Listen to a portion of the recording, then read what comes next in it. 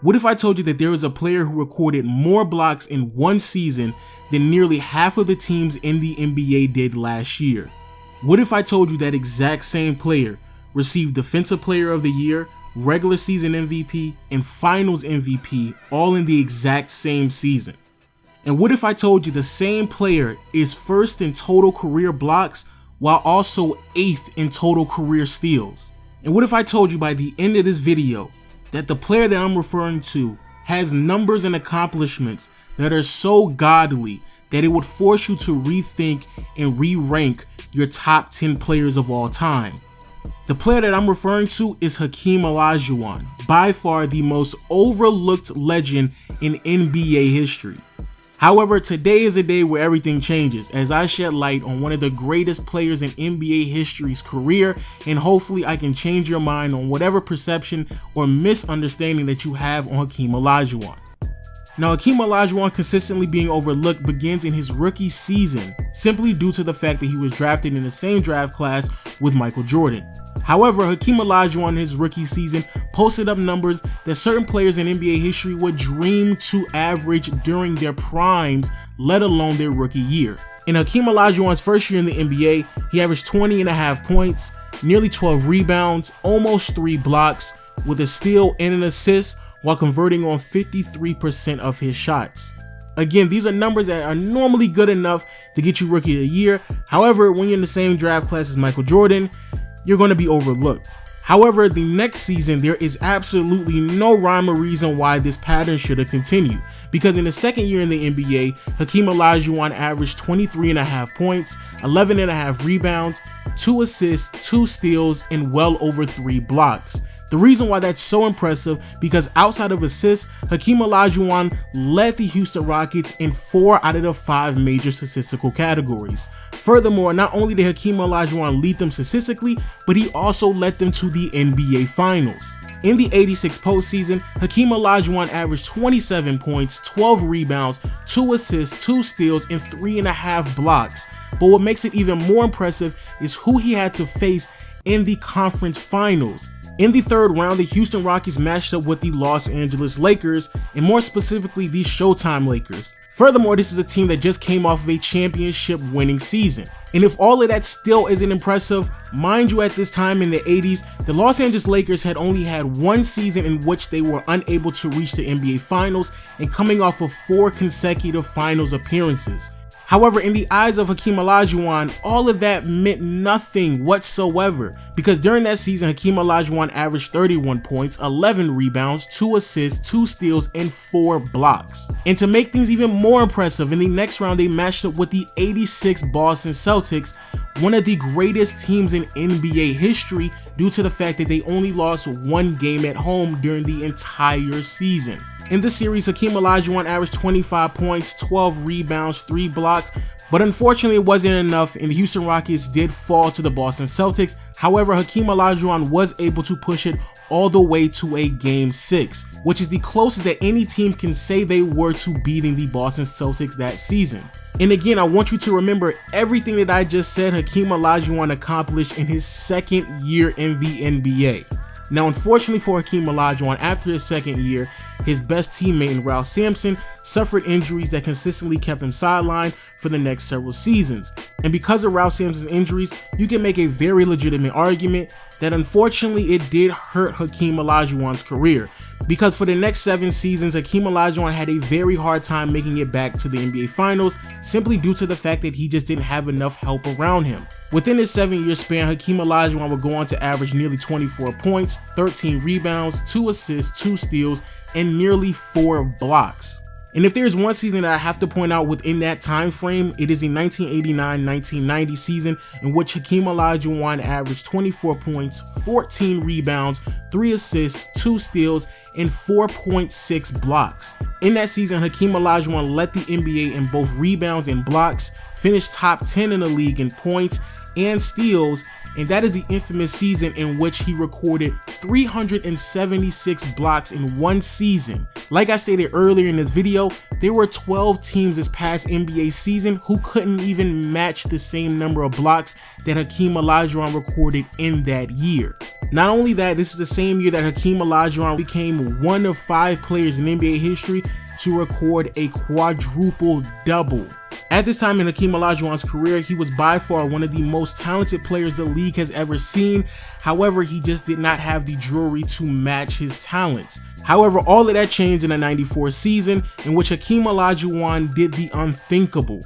During the 94 season, Hakeem Olajuwon went on to average 27 points, 12 rebounds, over 3.5 assists, over a steal and a half, and nearly 4 blocks. Led his team in 4 out of the 5 major statistical categories, and would go on to win the regular season MVP along with the Defensive Player of the Year award in the exact same season. But yet it gets even better, because at this point in time, Hakeem Olajuwon still had not received any massive amount of help around his team. Now don't get me wrong, he had some solid role players. However, there was no All-NBA player on his team. Matter of fact, there wasn't even a player who was selected for an All-Star. And to make it even more impressive, looking at the teams that he had to go through just to get to the finals is what really sets it over the top. In the first round, he faced the Portland Trailblazers that featured Rod Strickland along with Clyde Drexler. In the second round, he had to face a Phoenix Suns team that was led by Charles Barkley and Kevin Johnson. And in the Western Conference Finals, he matched up against a Utah Jazz team that obviously featured both Karl Malone and John Stockton. What's even more impressive that all 3 of those teams were ranked top 10 in offense, and 2 out of those 3 teams finished with a record of 55 wins or better. But all of that ends up being a side note to what Hakeem Olajuwon accomplished in the 1994 finals, because not only did Hakeem Olajuwon go on to win the finals along with the finals MVP, he demolished Patrick Ewing, who is one of the best centers in the NBA and would go on to finish his career as one of the greatest centers in NBA history. In the 1994 NBA Finals, Hakeem Olajuwon would average 27 points, 9 rebounds, 3 assists, a steal and a half, and nearly 4 blocks, converting on 50% of his shots. However, on the other hand, Patrick Ewing recorded 19 points, 12 rebounds, that's pretty good, a double-double. However, Hakeem Olajuwon held him to 36% from the field. But if you're still not impressed, trust me when I say the 1995 postseason is even more impressive. Unfortunately for the Houston Rockets, along with Hakeem Olajuwon, due to multiple injuries in the beginning of the season and Clyde Drexler only joining the team with 35 games left in the regular season, the Houston Rockets finished with a record of 47 wins and was the 6th seed in the Western Conference. However, now that Hakeem Olajuwon has an All-NBA caliber player on his team, it really doesn't matter if he has the 1st seed, the 5th seed, or the 6th seed. Hakeem Olajuwon was still by far leaps and bounds better than everybody else in the league. In the first round of the playoffs, Hakeem Olajuwon matched up with the Utah Jazz featuring John Stockton and Karl Malone. In this series, Hakeem Olajuwon would go on to average 35 points, 8 rebounds, 4 assists with 2.5 blocks. And then we move on to the next round where the Houston Rockets matched up with the Phoenix Suns, again a team that was led by Charles Barkley and Kevin Johnson. And to make matters even worse, the Phoenix Suns had a 3-1 lead. However, like I stated before, none of that really matters as long as Hakeem Olajuwon had adequate help, because Hakeem Olajuwon would go on and beat the Phoenix Suns even though the Houston Rockets were down 1-3 in the series. In the last 3 games of that series, Hakeem Olajuwon would go on to average 30 points and 12 rebounds. But if that isn't impressive, what happened in the Western Conference Finals in the 1995 postseason is by far the most impressive thing that Hakeem Olajuwon may have ever accomplished in his career. Because when matched up against the reigning MVP and David Robinson, one of the greatest players, let alone big men in NBA history, Hakeem Olajuwon went berserk because he felt as if the MVP was stolen from him.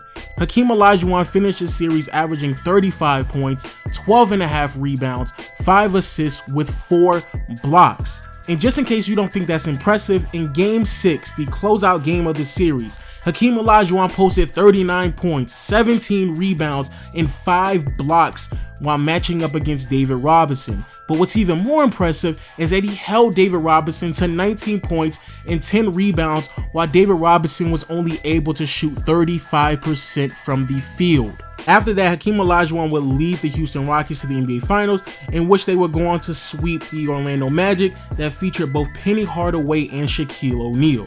Now, the reason why I'm bringing all this up is for multiple reasons.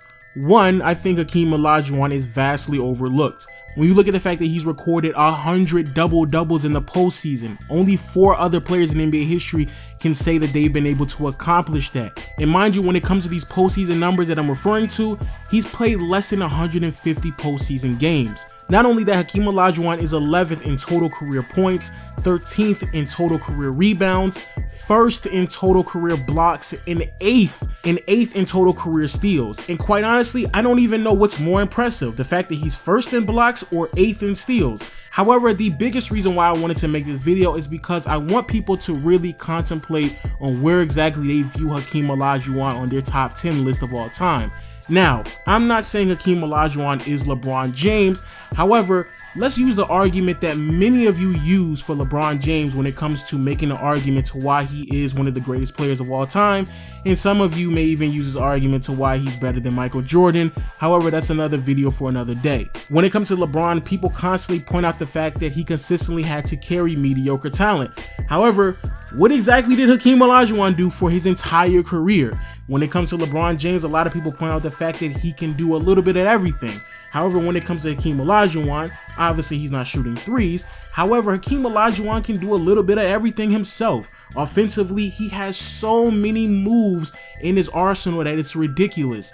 And then on the defensive end, Hakeem Olajuwon was quick enough to chase players down to block them. He was also agile enough to guard perimeter players on a switch. And obviously, when it comes to big men, he matched up with some of the greatest big men in NBA history, which is also another argument that multiple people use for LeBron James. In today's NBA, LeBron James matches up against Kawhi Leonard, Kevin Durant, Paul George, Carmelo Anthony, so on and so forth. He plays in an era where other players are dominant at his exact same position.